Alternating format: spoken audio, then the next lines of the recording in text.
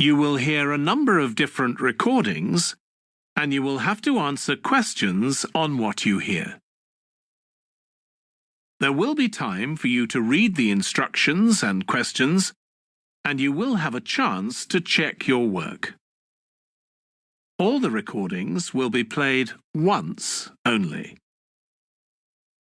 The test is in 4 sections. At the end of the test, you will be given 10 minutes to transfer your answers to an answer sheet. Now turn to Section 1.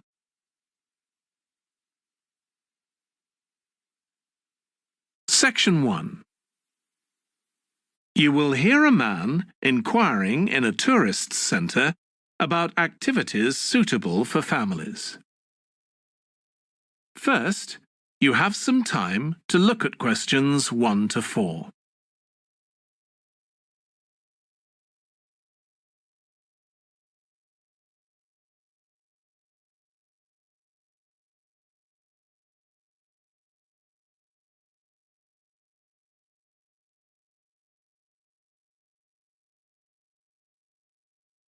You will see that there is an example that has been done for you. On this occasion only, the conversation relating to this will be played first.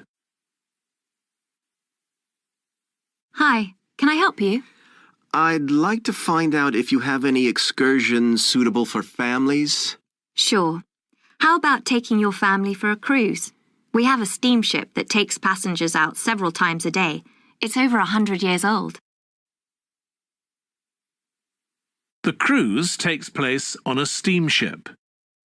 So steamship has been written in the space. Now we shall begin.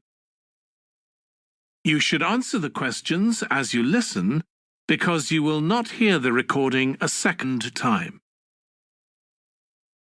Listen carefully and answer questions 1 to 4.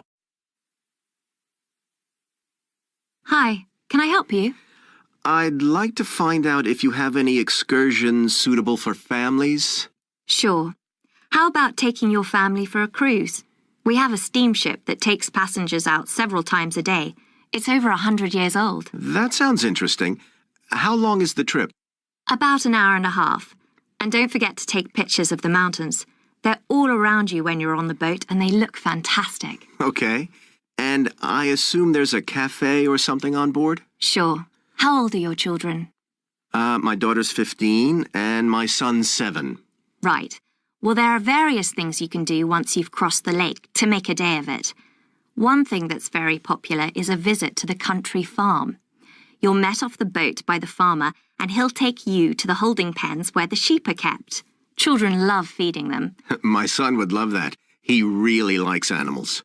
Well, there's also a 40-minute trek round the farm on a horse if he wants. Do you think he'd manage it? He hasn't done that before. Sure. It's suitable for complete beginners. Good. And again, visitors are welcome to explore the farm on their own, as long as they take care to close gates and so on. There are some very beautiful gardens along the side of the lake which also belong to the farm. They'll be just at their best now. You could easily spend an hour or 2 there. Okay, well, that all sounds good. And can we get lunch there? You can, and it's very good, though it's not included in the basic cost. You pay when you get there. Right. Before you hear the rest of the conversation, you have some time to look at questions 5 to 10.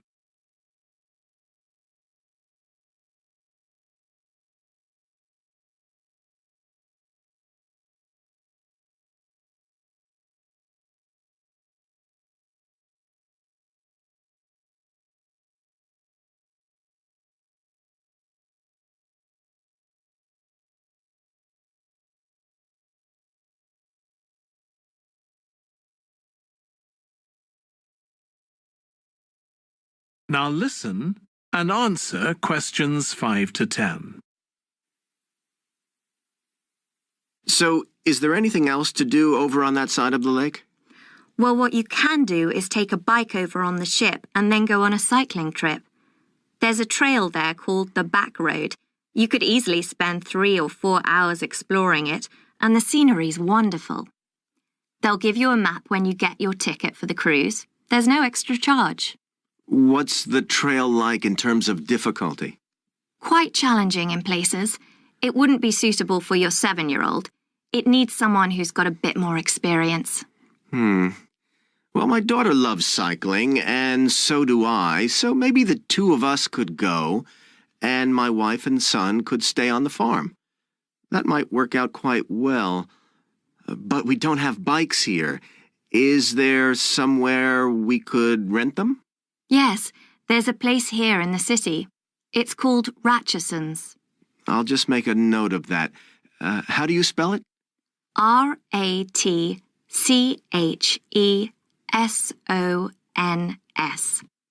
It's just by the cruise ship terminal. Okay. You'd also need to pick up a repair kit for the bike from there to take along with you, and you'd need to take along a snack and some water. It'd be best to get those in the city. Fine. That shouldn't be a problem. And I assume I can rent a helmet from the bike place.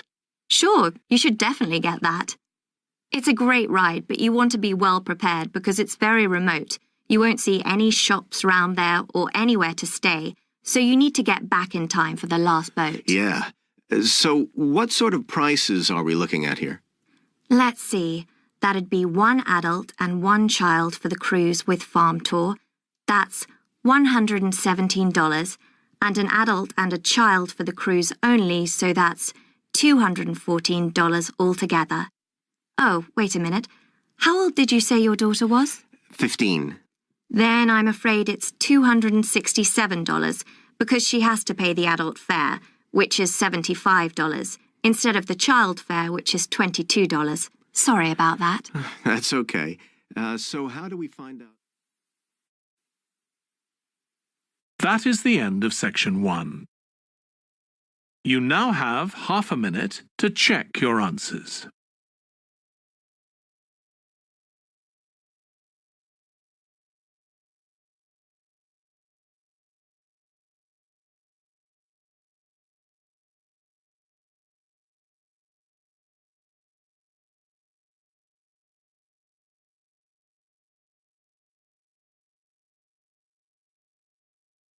Section 2.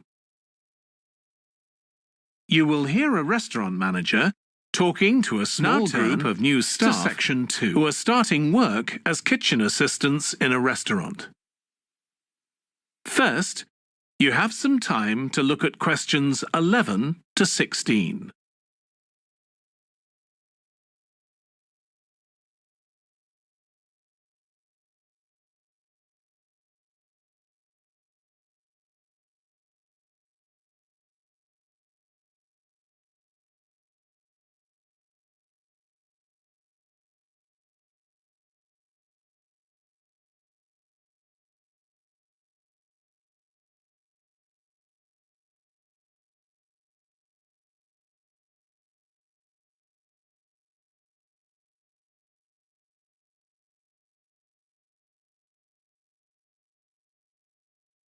Now listen carefully and answer questions 11 to 16. Good morning, everyone. My name's Joy Parkins, and I'm the restaurant manager. And I understand that none of you have had any previous experience as kitchen assistants. Well, you might be feeling a bit nervous now, but most of our kitchen assistants say they enjoy the work. OK, they might get shouted at sometimes, but it's nothing personal. And they're pleased that they have so many different things to do, which means they never get bored. And I'll tell you straight away that if you do well, we might think about moving you up and giving you some more responsibility. Right, well, you've all shown up on time, which is an excellent start. Now, I'm glad to see none of you have unsuitable footwear, so that's good. You need to be careful as the floors can get very wet and slippery. Those of you with long hair have got it well out of the way, but some of you'll need to remove your rings and bracelets. Just put them somewhere safer today, and remember to leave them at home tomorrow, as they can be a safety hazard. Now, it's going to be a busy day for you all today. We don't have any tables free for this evening and only a few for lunch. Fortunately, we've got our head chef back. He was away on holiday all last week, which meant the other chefs had extra work. Now, I'll tell you a bit more about the job in a minute, but first, some general regulations. For all of you, whatever your age, there's some equipment you mustn't use until you've been properly trained, like the waste disposal system, for example, for health and safety reasons. Then I think there are 2 of you here who are under 18. That's Emma and Jake, isn't it? Right, so for you 2, the meat slicer is out of bounds. And of course, none of you are allowed to use the electric mixer until you've been shown how it works. Now, you may have heard that this can be a stressful job, and I have to say that can be true. You'll be working an 8-hour day for the first week, though you'll have the chance to do overtime after that as well if you want to. But however long the hours are, you'll get a break in the middle. What you will find is that you're on your feet all day long, lifting and carrying. So, if you're not fit now, you soon will be.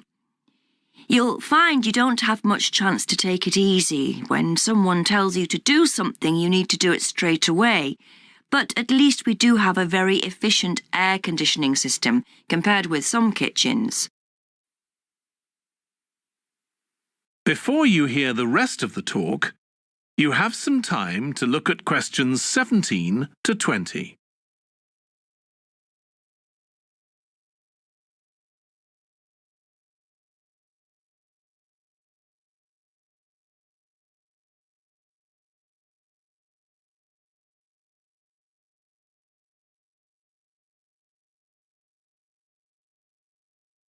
Now listen and answer questions 17 to 20.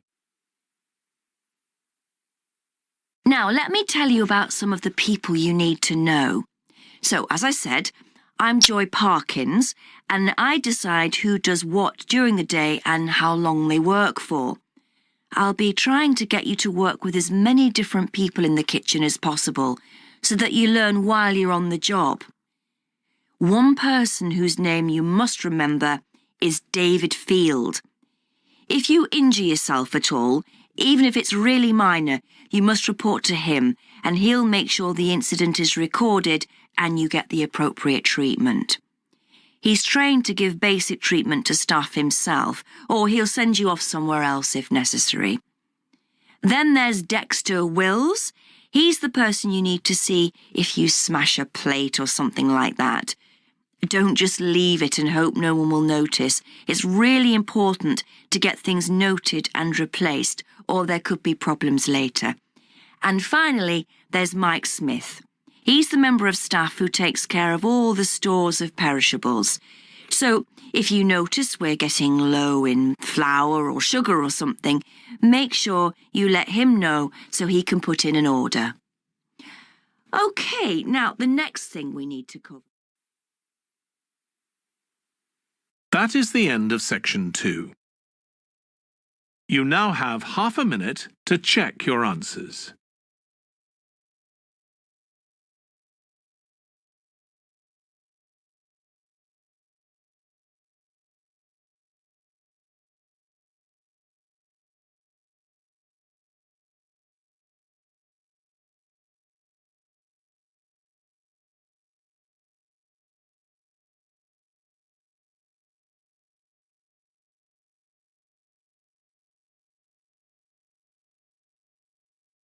Now turn to section 3.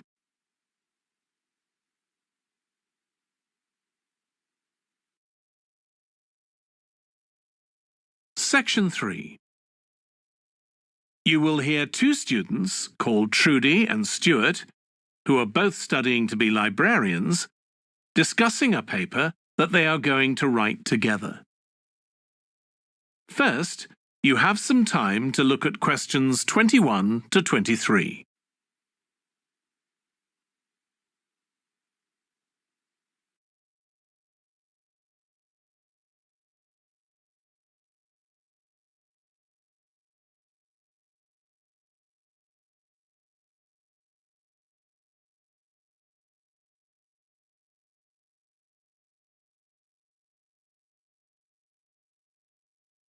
Now listen carefully and answer questions 21 to 23. OK, Stuart, we need to start planning our paper on public libraries. Have you thought of an angle yet? Well, there's so much we could look into.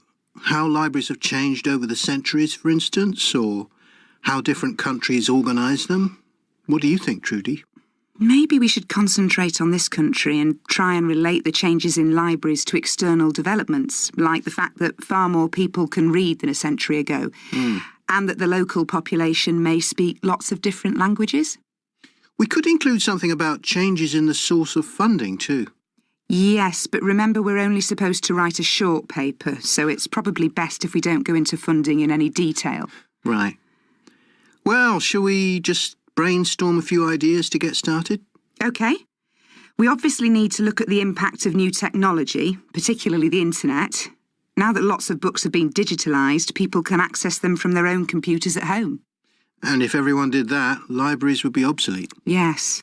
But the digitalised books that are available online for free are mostly out of copyright, aren't they? And copyright in this country lasts for 70 years after the author dies. So you won't find the latest bestseller or up-to-date information. That's an important point. Anyway, I find it hard to concentrate when I'm reading a long text on a screen. I'd much rather read a physical book. And it takes longer to read on a screen. Oh, I prefer it. I suppose it's just a personal preference. I expect the libraries will go on evolving in the next few years. Some have already become centres where community activities take place, like local clubs meeting there. I think that'll become even more common. I'd like to think so. And that they'll still be serving their traditional function. But I'm not so sure. There are financial implications after all. What I'm afraid will happen is that books and magazines will all disappear and there'll just be rows and rows of computers.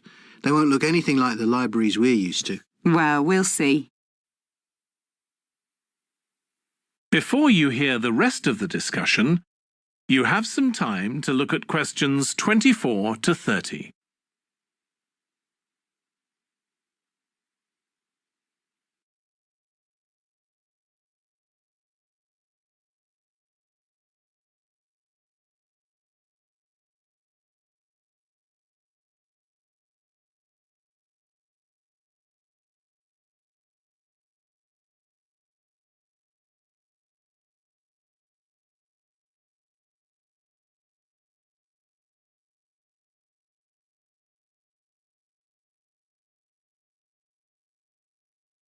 Now listen and answer questions 24 to 30.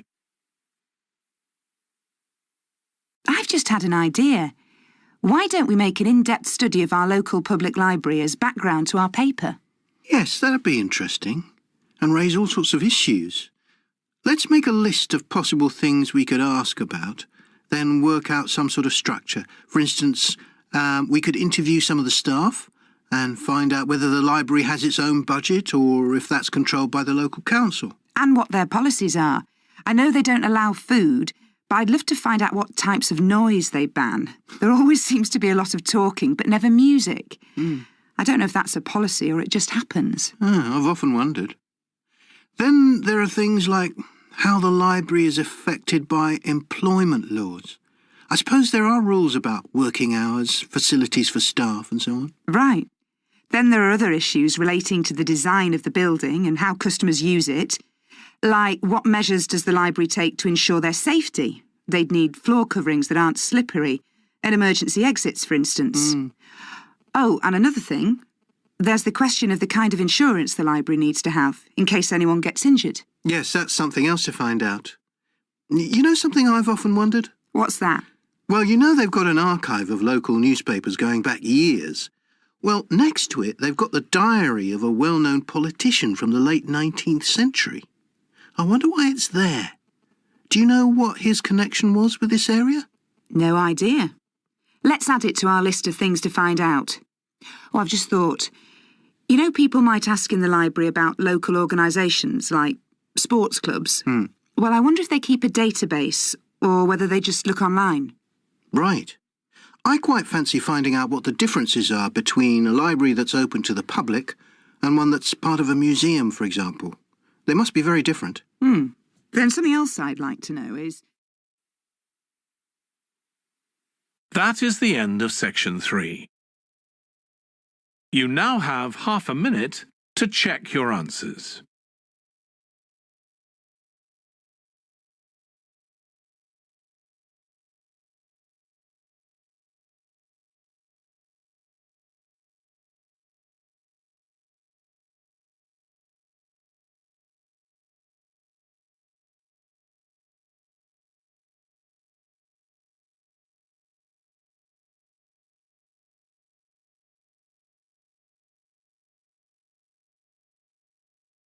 Now turn to section 4.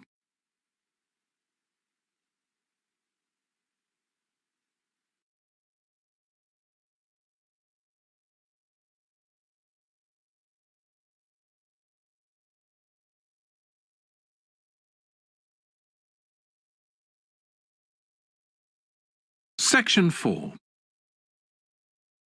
You will hear part of a lecture for business students about business values.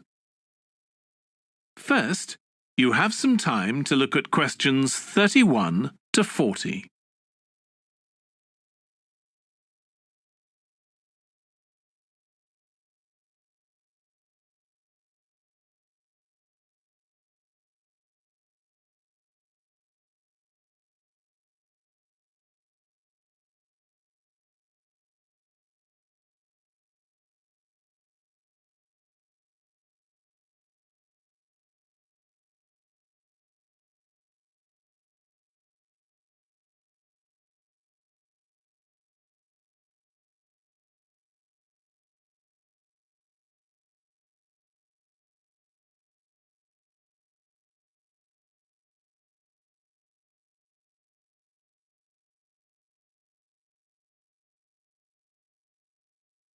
Now listen carefully and answer questions 31 to 40. In public discussion of business, we take certain values for granted.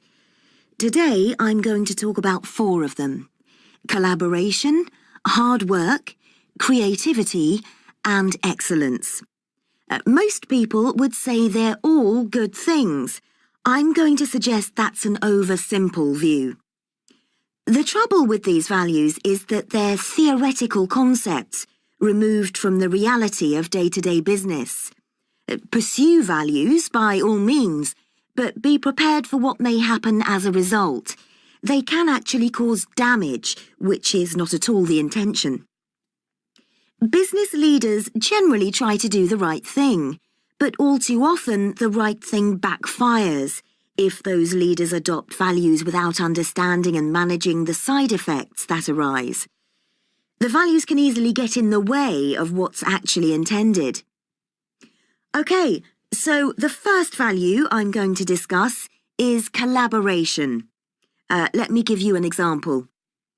On a management training course I once attended, we were put into groups and had to construct a bridge across a stream, using building blocks that we were given. The rule was that everyone in the team had to move at least one building block during the construction. This was intended to encourage teamwork. But it was really a job best done by one person. The other teams tried to collaborate on building the structure and descended into confusion, with everyone getting in each other's way. Our team leader solved the challenge brilliantly. She simply asked everyone in the team to move a piece a few centimetres to comply with the rule, and then let the person in the team with an aptitude for puzzles like this build it alone. We finished before any other team. My point is that the task wasn't really suited to team working, so why make it one? Teamwork can also lead to inconsistency, a common cause of poor sales. In the case of a smartphone that a certain company launched, one director wanted to target the business market, and another demanded it was aimed at consumers. The company wanted both directors to be involved, so gave the product a consumer-friendly name, but marketed it to companies. The result was that it met the needs of neither group. It would have been better to let one director or the other have his way, not both.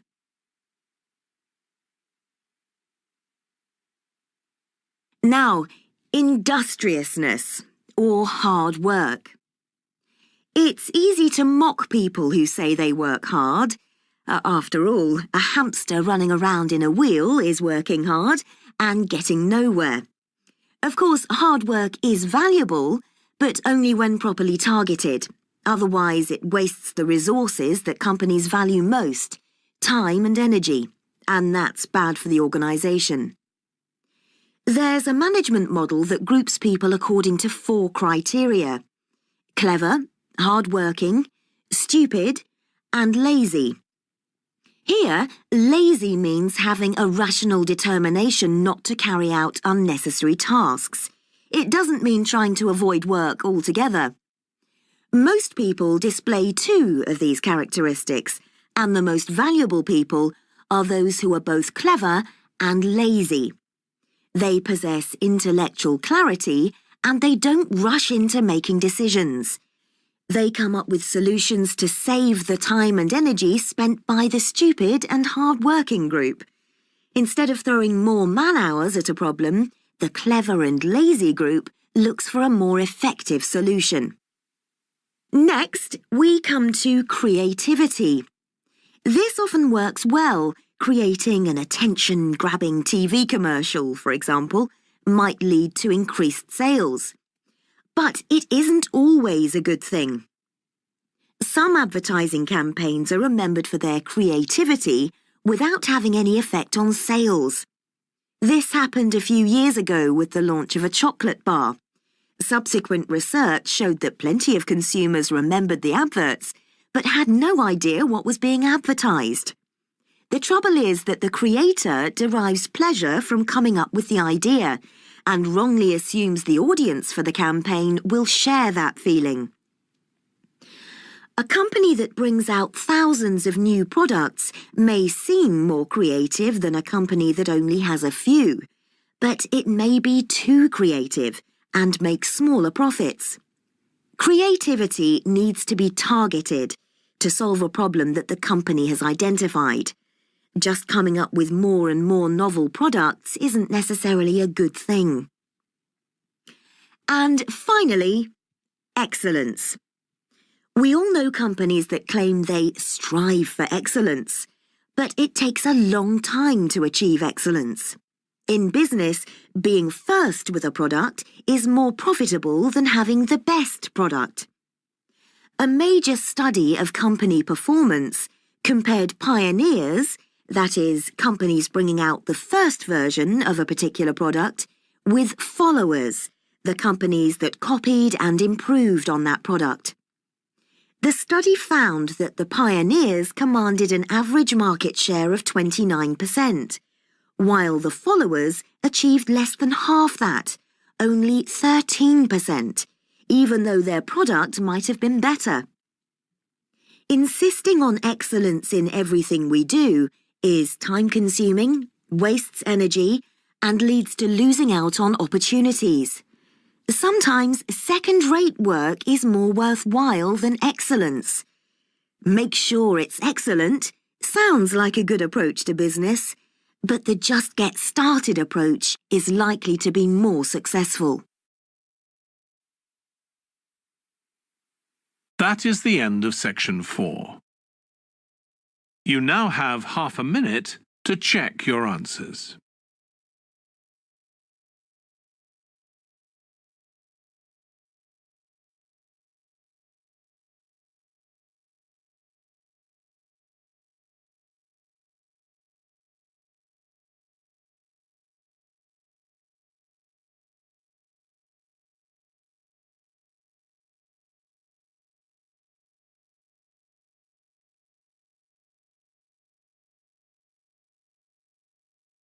That is the end of the listening test.